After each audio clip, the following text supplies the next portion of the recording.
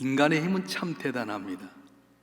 무거운 쇳덩이를 가지고 바다를 건너게 하는 배를 만들기도 하고요, 자동차를 만들어서 내가 가고 싶은 곳 가게 만들고, 이 무거운 쇳덩이로 비행기를 만들어서 하늘을 날게 한 거 보면 인간의 힘은 참 대단합니다.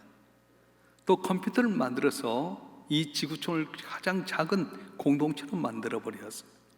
시속 19,000km 속도로 무인 이주선을 만들어서 화성까지 도착해서 화성에서 실시간으로 이 지구상의 동영상을 보낼 수 있도록 한 것을 보면 대단합니다. 더군다나 복제 인간을 만든다고 한 걸 보면 인간의 힘은 무한하기 짝이 없습니다. 그런데 힘 있는 인간의 이 여러 가지 과거를 갖고도 해결하지 못한 문제가 있어요. 뭐냐면 죽음의 문제를 해결하지 못했어요. 불로초를 구해서 죽음의 문제를 해결하려고 했던 진시황 황제는 49살에 죽고 말았습니다.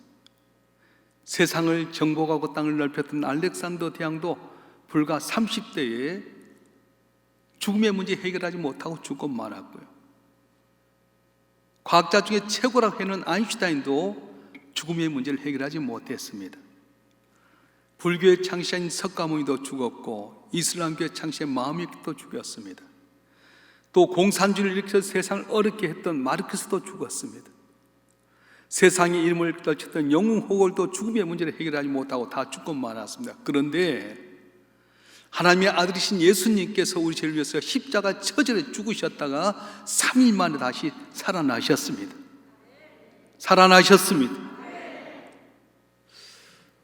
중국의 알리바바라고 하는 큰 세계적인 회사가 있습니다. 거기 마인 회장이 있는데, 그건 5월 10일을 기억해서 다 자기 직원들과 큰 성대한 잔치를 벌입니다. 근데 왜 이렇게 5월 10일 날 했냐? 5월 10일이 무슨 날이냐? 창립 기념일이 아니에요. 이날은 2003년도 사스가 오면서 오프라인으로 사업을 했던 이 알리바바가 위기 가운데서 이제 끝났다고 생각했는데, 그렇다면 우리가 직접 가지 못하지만 온라인을 통해서 우리 사업을 변경해보자. 그래서 온라인을 통해서 이 알리바바가 세계적인 기업으로 성장하게 되었어요. 그래서 그들은 창립 기념일보다 어떤 날을 더 귀하게 여기냐면 5월 10일이라고 하는, 사스를 통해서 다 어려울 때 온라인을 통해 사업이 회복된 걸 기억해서 그날 성대하게 잔치를 베풀고 선물을 나눈다고 합니다. 마찬가지입니다. 우리 주님께서 사망 권세를 깨뜨리고 살아난 이 부활절을 우리는 기뻐하고 감격하고 죽은 자를 살리신 하나님께 영광을 돌리는 것이 우리 성도의 삶이고요, 그리고 이 부활절이 꼭 그때만 있는 건 아니었습니다. 우리도 모르는 사이에 여러분 주일날 예배를 드리는데, 이 주일이라고 하는 무슨 날이냐면은 일요일인 이 날을 주님께서 금요일날 돌아가시다 3일 만에 살아났다 해서 이 일요일을 주님의 날이라 해서 여러분이 나와서 예배를 드린 거예요. 세상의 사람들은 그냥 흘러가는 일요일이었지만은 우리 성도들은 나를 위해서 죽으셨다가 3일 만에 살아나신 그 날을 기억해서 계속해서 주일로 이렇게 지키게 되는 것입니다. 그래서 기독교는, 이 부활은 기독교의 기초가 되고요, 부활은 기독교의 생명이 되고 하고요, 기독교의 영광이 바로 부활에 있는 것입니다. 죽어도 산다고 하는 것 도저히 생각지 못했습니다. 그런데 하나님께서 죽은 자를 살게 하셨고, 그 주님께서 살아나시로 말미암아 기독교의 모든 영광, 기독교만 갖는 신비가 바로 부활이라고 하는 것입니다.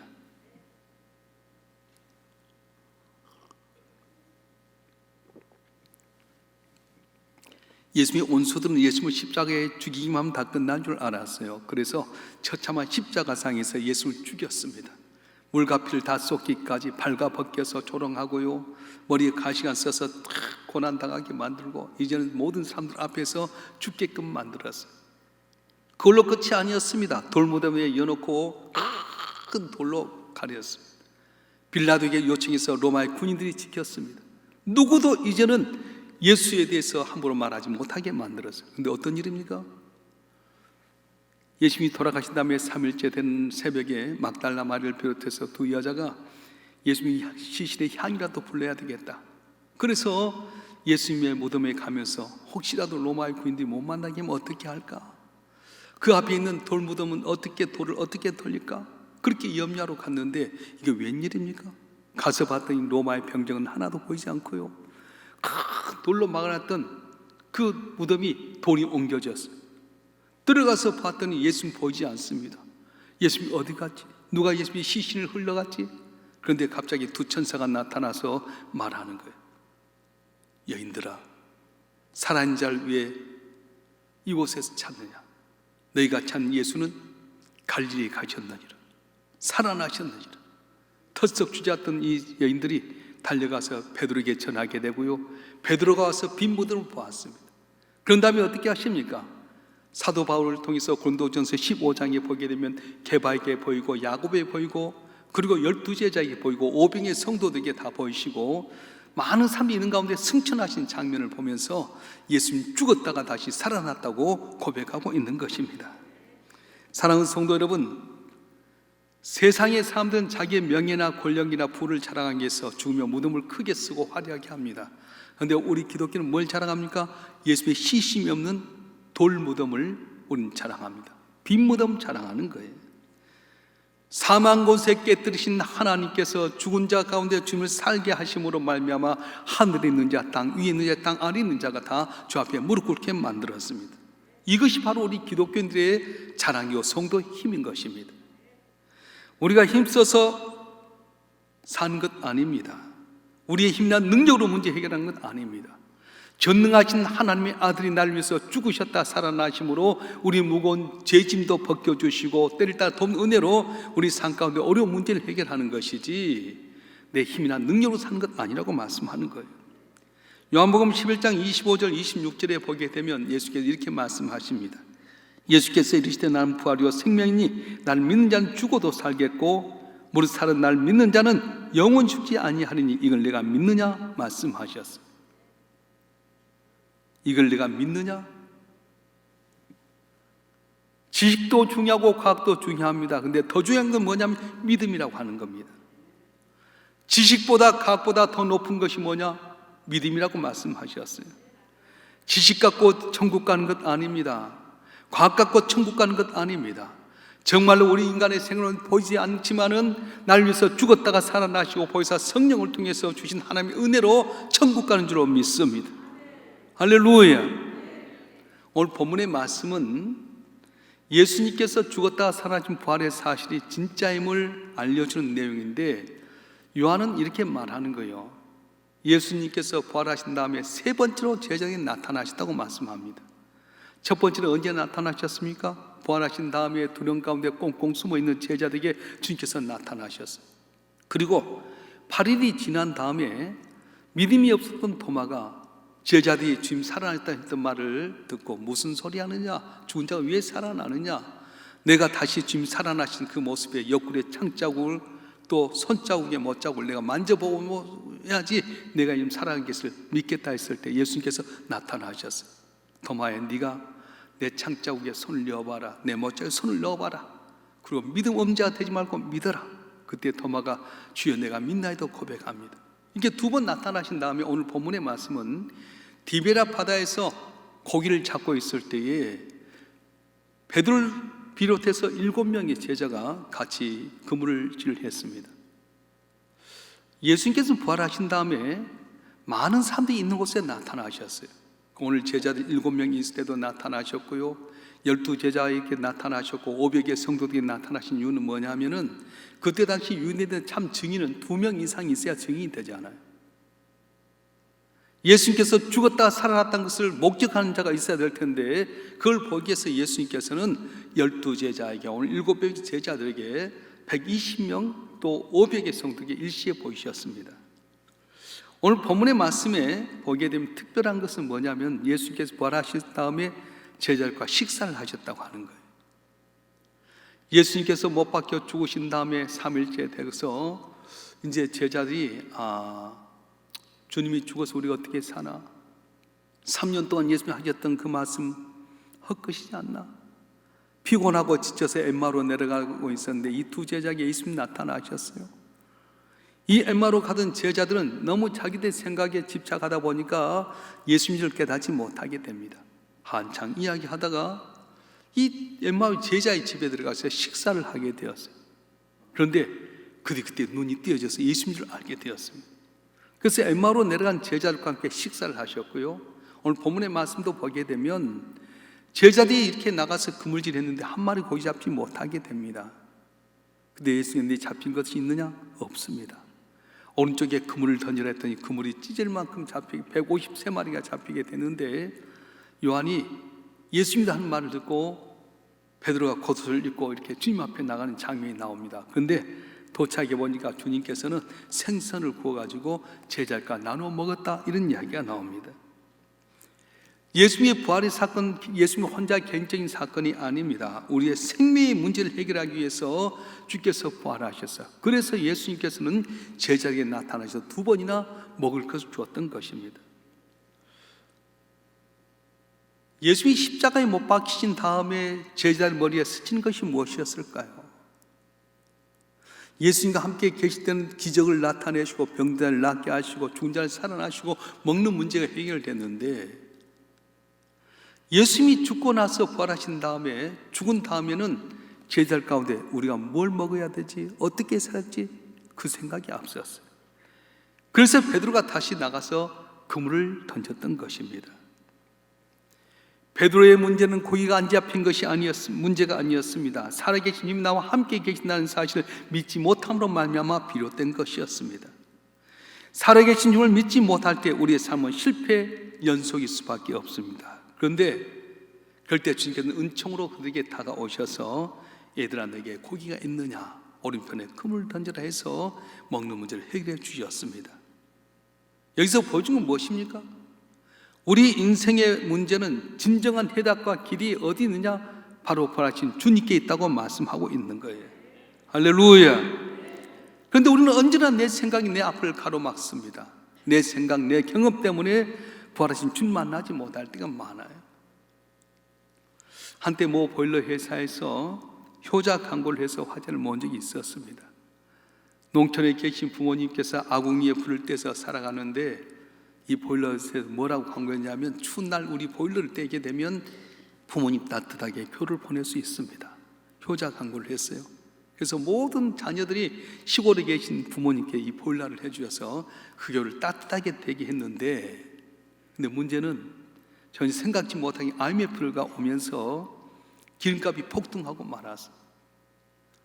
기름값이 쌀 때는 이 보일러가 효자 노릇을 했는데 기름값이 폭등함으로 말미암아서 시골에 있는 부모님 어디 돈이 있겠습니까? 그래서 따뜻하게 했던 효자인 이 보일러가 오히려 부모님의 온기를 빼앗아가는 불효자로 전락하고 말았어. 효도하려고 했던 일이 결정적으로 엄청난 불효가 된 것입니다. 어느 자식이 이렇게 될 줄 상상했겠습니까? 이처럼 오늘 내가 옳았다고 생각된 일이 내일은 어떻게 될지 모르는 것이 바로 우리 인생살이입니다. 마치 모든 걸 다 알고 있는 양 어처구니 없는 선택을 함으로 말미암아서 주님 보시기에 철부지의 삶을 사는 것이 우리의 모습이라고 하는 것입니다. 그래서 우리는 하나님 밑에 관념적으로 믿어서는 안 됩니다. 우리가 믿는 주님이 오늘 또 나와 함께 계심을 믿고 고난임에서 기쁨이 되게 하시고 함령에 서신 주님인 걸 믿고 언제나 주 안에서 기뻐하고 감사하는 여러분 되길 주님은 축원합니다. 축원합니다.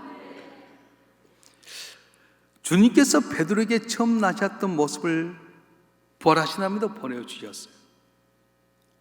베드로가 밤이 맞도록 그물질했지만 한 마리 고기 잡지 못했습니다. 새벽에 그물을 거두고 있는데 예수께 베드로의 배를 빌려 타시고 난 다음에 사람들에게 말씀 전하고 베드로에게 말합니다. 깊은 곳에 그물을 던져라.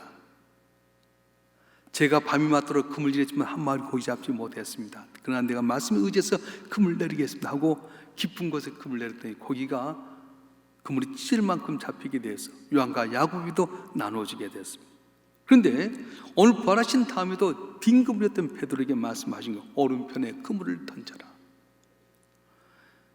밤이 맞도록 그물질했지만 한 마리 고기 잡지 못했던 베드로가 또 말씀에 의지해서 오른편에 그물을 던졌더니 153마리 고기가 잡히게 되었습니다.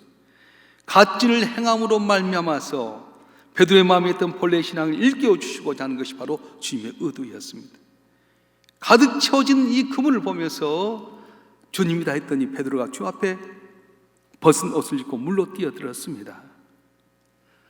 주님이 안 계시다고 생각될 때는 문제가 고기였습니다. 그런데 주님이 함께 계신 발견한 다음에는 153마리의 고기가 문제가 아니었습니다. 물고기보다 주님이 더 크게 보였기 때문에 그렇습니다. 그렇습니다. 주님이 나와 함께 하신다면 다른 건 문제가 되지 않습니다. 세상 끝날까지 내가 너와 항상 함께 하겠다고 하는 그 약속의 말씀을 믿으면 코로나도 문제가 되지 않을 줄 믿습니다. 경쟁 위기도 걱정이 없을 줄 믿습니다. 자녀의 무도 염려 없이 살아갈 줄 믿습니다. 예수 믿기 전에 내가 열심히 사는 것밖에 없었어요. 그런데 주님이 부활하신 다음에 내 삶이 달라졌어요. 어떻게 해요? 성령 충만해졌어요. 성령 충만해서 성령 인도하듯 사는 거예요.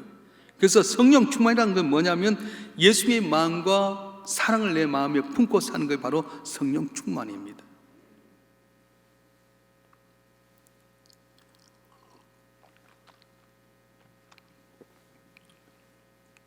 제가 존경하는 목사님께서 암에 걸리셨어요. 사모님과 아들 있는 곳에서 수술대를 가게 됐는데 아들이 말합니다. 아버지, 수술 잘 받고 나오세요. 그래, 수술 잘 받고 나올게. 그래서 이제 암에 걸려가지고 수술을 딱 수술대에 누웠는데 그런 생각이 들더라는 거예요. 내가 수술 잘 받으려고 해서 내 마음대로 되나? 의사가 수술 잘 해줘야지.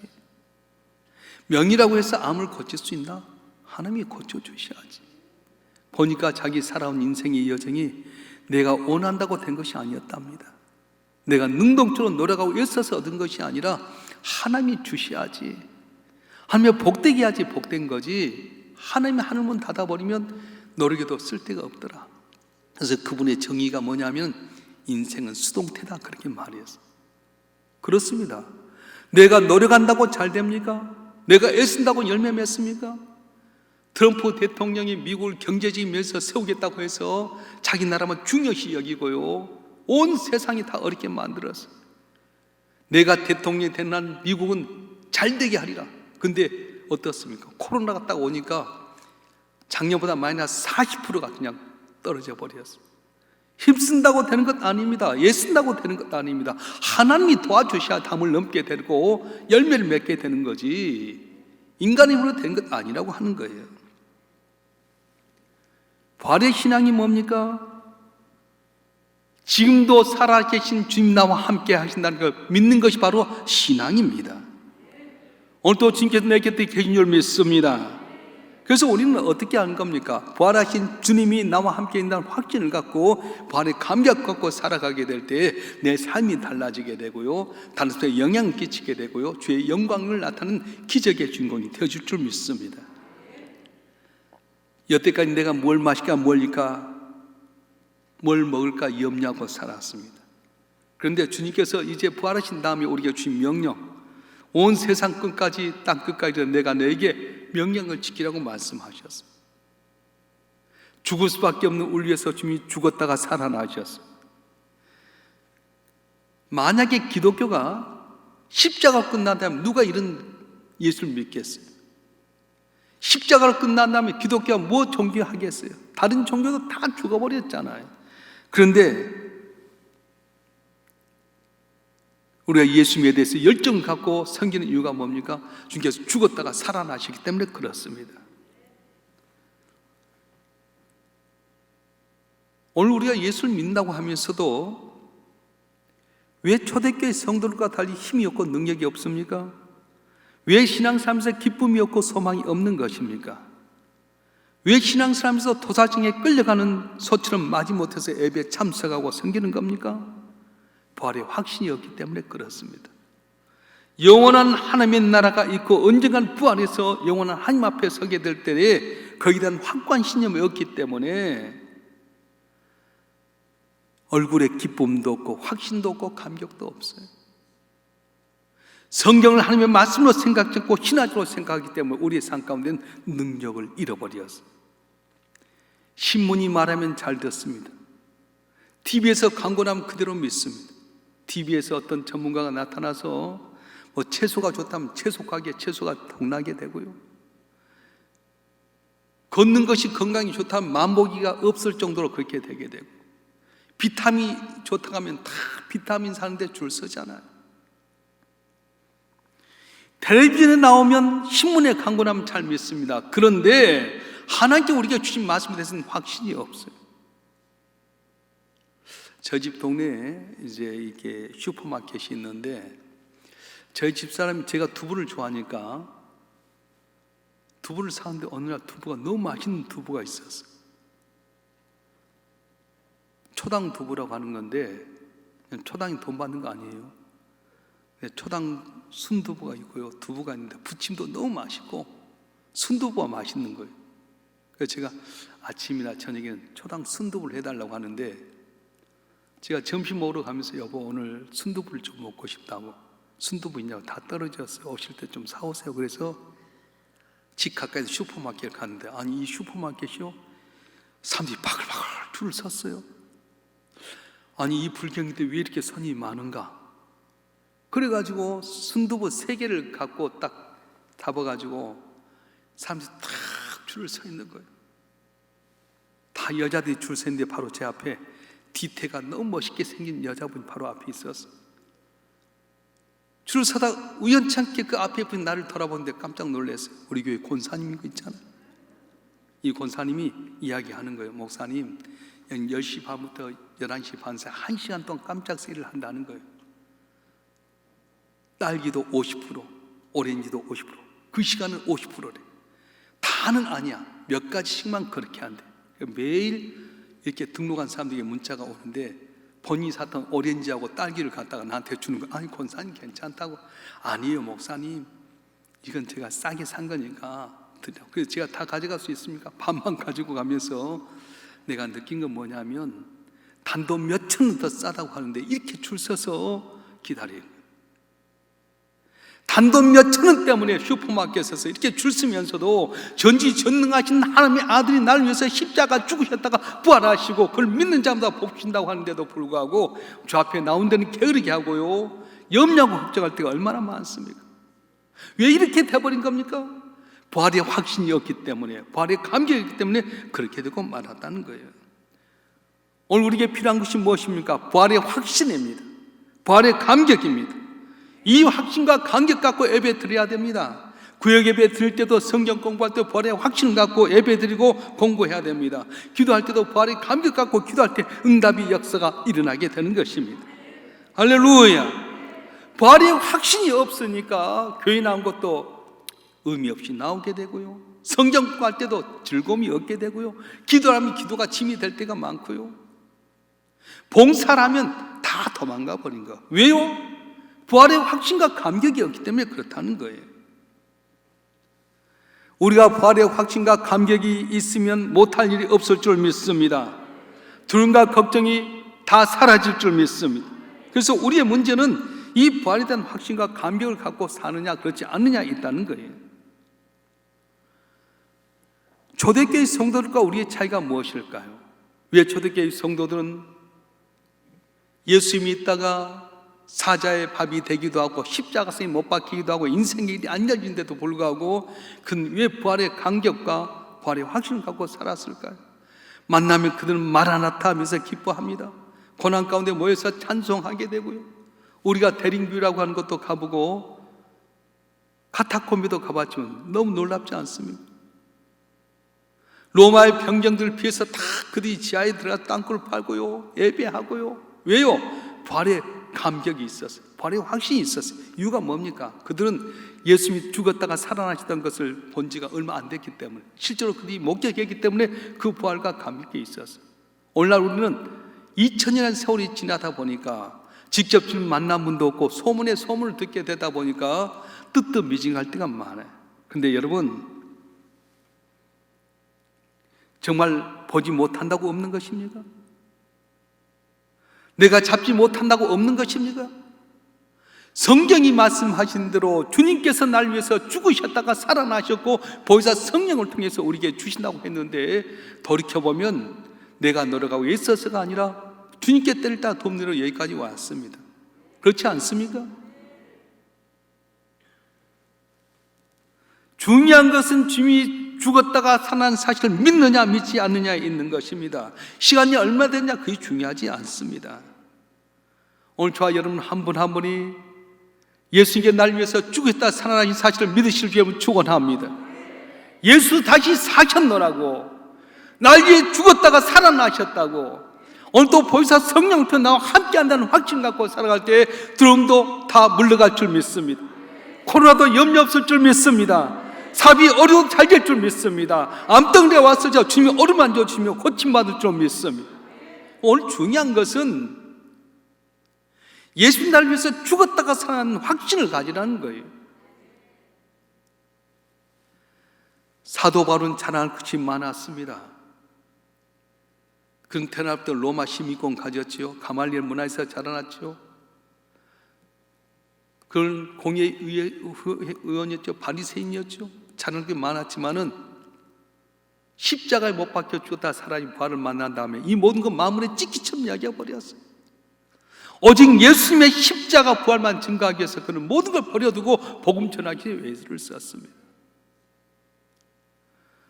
로마에 가보면 바울의 교회가 있습니다. 근데 바울의 교회 바로 앞에가 바울이 갇혔던 동굴이 있습니다. 거기서 한 200m 정도 될까요?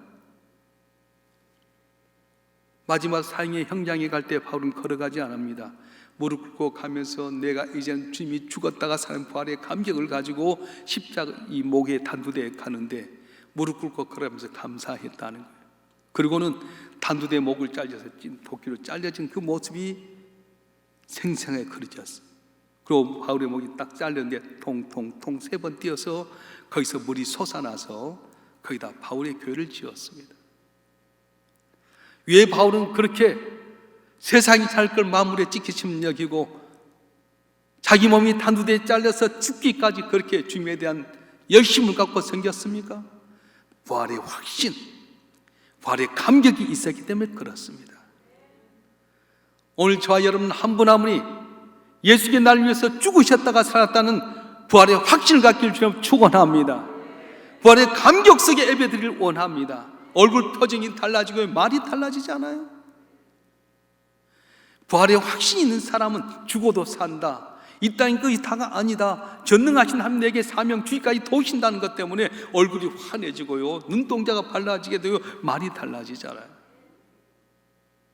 그런데 부활의 확신과 감격이 없는 사람은 얼굴의 표정이 어두컴컴합니다. 말이 다 부정적인 말입니다. 너 때문에 안 된다? 아니, 너 때문이 아니라 나 때문이에요. 내가 부활의 확신을 가지면, 내가 부활의 감격을 가지면, 나를 위해 십자가의 아들 죽기까지 내어주시고 부활케 하신 하나님께서 오늘도 우리와 여러분 가운데 함께 하시고 다 물넘게 하여 주시고 증인의 삶을 살도록 놀라운 복과 은혜를 주실 줄로 믿습니다. 자, 여러분 오늘 한 분 한 분이 부활의 확신과 감격을 통해 승리하고 주님 영광을 통해 우리 모두가 되어지길 주님으로 축원합니다. 축원합니다. 기도하겠습니다. 인간의 생사복을 주장한 전능하신 아버지 하나님, 부활의 확신과 감격 갖고 살아야 텐데도 불구하고 우리 마음속에 확신이 없었고 감격이 없다 보니까 예배를 줘도 밋밋하게 되고요, 찬송으로도 감격이 없게 되고요, 성경 공부하고 섬기고 봉사해도 무거운 짐을 지고 가는 도살장에 끌려가는 소같이 살 때가 많았습니다. 주님께서 날 위해서 죽었다가 살아나신 귀한 부활의 날에 다시 한번 우리 마음속에 부활의 확신을 갖게 하여 주시옵소서. 부활의 감격을 갖고 나갈 때마다 우리 얼굴 표정이 달라지고 말이 달라지고 삶이 달라지고, 그래서 믿지 않는 사람들이 간증이 되도록 역사하여 주시옵소서. 코로나19 때문에 두려웠던 마음속에 담대함을 주시기 원합니다. 주여, 사탄의 권세가 틈타지 못하게 방패산성 요새가 되어 주시옵소서. 코로나19가 우리 성도들까지 일제 틈타지 못하게 하여 주시고, 불경기로 해서 어려울지라도 이삭이 그럴 때에 100배의 복을 받듯이 우리가 부활의 감격 갖고 살아갈 때 삶이 변화되게 도와주시옵소서. 물질의 복을 주시고 암덩어리가 녹아지게 하여 주시고 각종 병이 치료받게 하여 주시고, 하나님 우리 함께 계신 모든 삶의 증가는 증인의 삶을 살게 역사하여 주시옵소서. 우리 주 예수 그리스도의 이름으로 간절히 기도하옵나이다. 아멘.